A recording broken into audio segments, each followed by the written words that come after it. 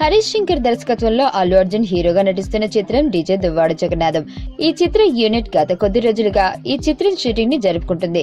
తాజాగా ఈ చిత్ర యూనిట్ ఈ చిత్ర షూటింగ్ ని హైదరాబాద్ లో మొదలుపెట్టారు. దర్శకుడు ఈ చిత్రాన్ని కామెడీ యాక్షన్ ఎంటర్టైనర్ గా రూపొందిస్తున్నారు.